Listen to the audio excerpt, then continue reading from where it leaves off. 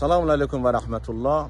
Qadir-i-Xum bayramına az qalıb. Allah Tebarək ve Teala bizləri Qadir-i-Xum hadisinə əhəmiyyət verib, onun həqiqətini dərk edən müsəlmanlardan, möminlərdən qərar versin. Çünki Qadir-i-Xum hadisi Peyğəmbər Salavatullah'ın son hadislərindən və son xutbələrindəndir. Qadir-i-Xumda Peyğəmbər Salavatullah özünün az bir zamanda dünyasını dəyişəcəyindən xəbər verdi və buyurdu, iki qiymətli əmanət Quran və Əhl-i Beyti qoyuram sizlər üçün və bunlar heç vaxtı bir-birlərindən ayrılmazlar. Ondan sonra bizlər üçün bir mövla təyinlədi. Necə mövla? Buyurdu, mən möminlər onların öz canlarından övla üstün deyiləmmi? Dedilər, bəli. Ondan sonra buyurdu ki, mən kimin mövlasıyam o şəkildə? Bu Ali ibn Abu Talib də məndən sonra onların mövlasıdır.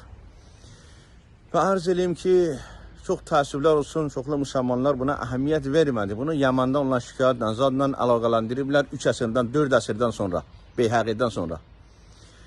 Və Hicri Qəməri tarixi ilə 311-də vəfat eləmiş Əhl-i Sünnə mühəddisi Əbu Bəkr Xəllalın bir kitabı var, Əs-Sünnə.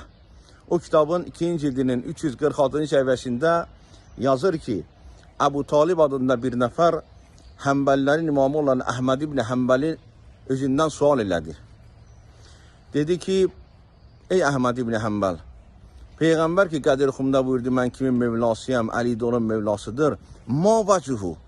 Peyğəmbər Salavatullah'ın bu kəlamının mənası nədir? Peyğəmbər nə demək istəyirdi bu hədisi ilə? Əhməd ibn Həmbəl də qayıdır, bu Əbu Talibə deyir ki,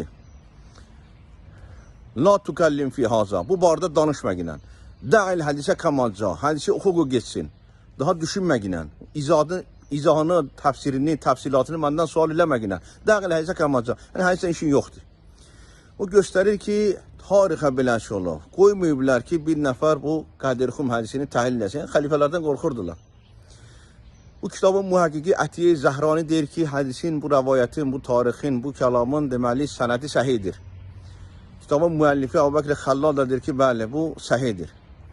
Görəsən Peyğəmbər Salavatullah nə demək istəmişdi Qadir-i-Xumda və Əhməd ibn Həmbəl nə üçün onu təhlil eləməkdən, izah eləməkdən çəkinirdi? Görəsən buna bir dənə Vahabi cavab verə bilər. Allah razı olsun.